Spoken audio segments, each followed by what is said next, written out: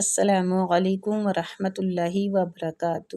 کیسے ہیں آپ سب؟ مجھے امید ہے آپ لوگ خیر و عافیت سے ہوں گے۔ ویڈیو کو پوری لازمی دیکھا کریں، اور کوئی بھی آپ لوگوں کو چیز سمجھ نہیں آ رہی تو اس کا کمنٹ بھی لازمی کیا کریں، تاکہ ہم اس کو اور زیادہ بہتر کر سکیں آپ لوگوں کی سوچ کے مطابق کہ آپ لوگ کیا سیکھنا چاہ رہے ہیں، کس انداز میں سیکھنا چاہ رہے ہیں۔ تو ہمارے ساتھ رہیں، انشاءاللہ اگلا لیسن بھی کل بھیجیں گے۔ تو کل جو ہم نے لیسن بھیجا ہے اس میں ہم نے آپ لوگوں کو نون ساکن کے قواعد بتائے ہیں۔ تو نون ساکن کے 4 قواعد تھے، تو اسی میں سے آج اقلاب کا قاعدہ ہم آپ لوگوں کو سمجھائیں گے کہ اقلاب کیا ہوتا ہے، اقلاب کب ہوتا ہے، اقلاب کیوں کیا جاتا ہے۔ تو رہیے ہمارے ساتھ، ہم سبق کا آغاز کرتے ہیں۔ اقلاب کا مطلب ہے نون ساکن اور نون تنوین کے بعد با آ جائے تو اس نون ساکن یا تنوین کو میم کے ساتھ بدل دینا، جیسے میم بعد۔ اکثر آپ لوگوں نے قرآن پڑھتے ہوئے، قرآن کی تلاوت کرتے ہوئے دیکھا ہوگا کہ نون ساکنہ کے بعد با آ رہا ہوتا ہے، ٹھیک ہے؟ تو جدھر بھی جس جگہ پہ بھی با آئے گا ادھر ایک چھوٹی سی میم بنی ہوئی ہوتی ہے، ٹھیک ہے؟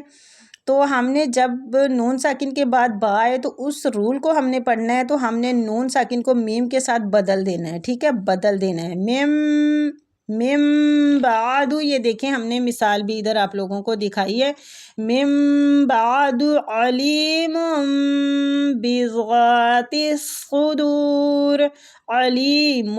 ادھر تنوین کے بعد با آ رہی ہے، ادھر نون ساکن کے بعد با آ رہی ہے۔ نون تنوین اور نون ساکن کا ایک ہی قاعدہ ہوتا ہے، ٹھیک ہے؟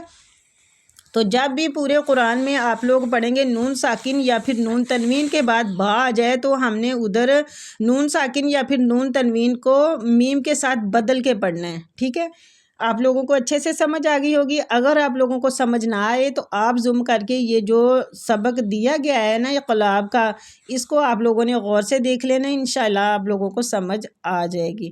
آگے میں آپ کو بتاتی ہوں اخفا۔ اخفا کا مطلب ہے نون ساکن یا نون تنوین کے بعد 15 حروف میں سے کوئی حروف آ جائے تو پھر اس نون ساکن یا نون تنوین کو اس کے مخرج سے علیحدہ کر کے اس کی آواز کو ناک میں چھپا کر پڑھنا، اور وہ 15 حروف اخفا کے یہ ہیں: تا، سا، جیم، دال، زال، زا، سین، شین، صاد، ضاد، طا، ظا، فا، قاف، کیف، یعنی الف سے لے کر یا تک 28 حروف میں سے 6 حروف ہلکی حمزہ ہا، عین ہا، غین خا۔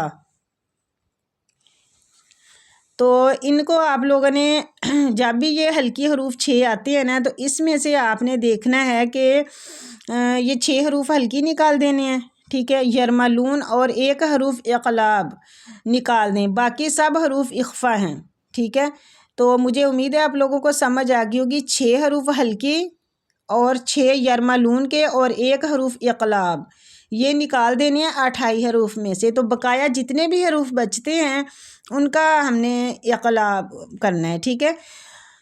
نکال دیں، باقی سب حروف اخفا ہے۔ نون کا مخرج کنارہ زبان اور تالو ہے۔ اخفا میں زبان کسی جگہ ٹچ نہیں ہوتی۔ جب بھی ہم اخفا کرتے ہیں، اخفا میں زبان کسی بھی جگہ پہ ٹچ نہیں ہوتی، ٹھیک ہے؟ زبان ہمارے منہ کے جو مطلب خالی حصہ ہوتا ہے نا اس میں رہتی ہے۔ جیسے ہم ادھر میں آپ کو بتا رہی ہوں، میم، اس طرح مطلب آپ لوگوں نے کر کے دیکھنا ہے کہ ہماری جو زبان ہے وہ زبان منہ کے اندر کسی بھی جگہ پہ ٹچ نہیں ہوگی، بلکہ آواز ناک سے نکلتی ہے، ٹھیک ہے؟ آواز ناک سے نکلتی ہے، اس چیز کا آپ لوگوں نے دھیان رکھنا ہے۔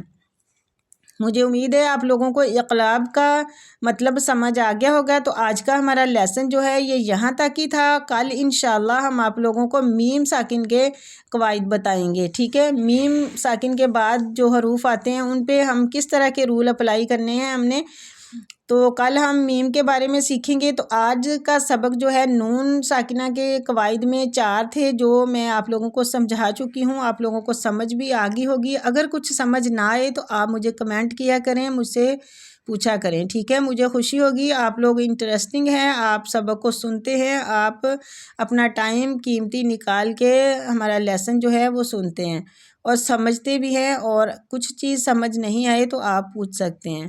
مجھے امید ہے آپ لوگوں کو سمجھ آ گئی ہوگی۔ اللہ تعالیٰ سے دعا ہے کہ ہم سب کو اپنی کتاب کا بہترین پڑھنے والا، سمجھنے والا اور اس پہ عمل کرنے والا بنائے۔ آمین۔ السلام علیکم ورحمۃ اللہ وبرکاتہ۔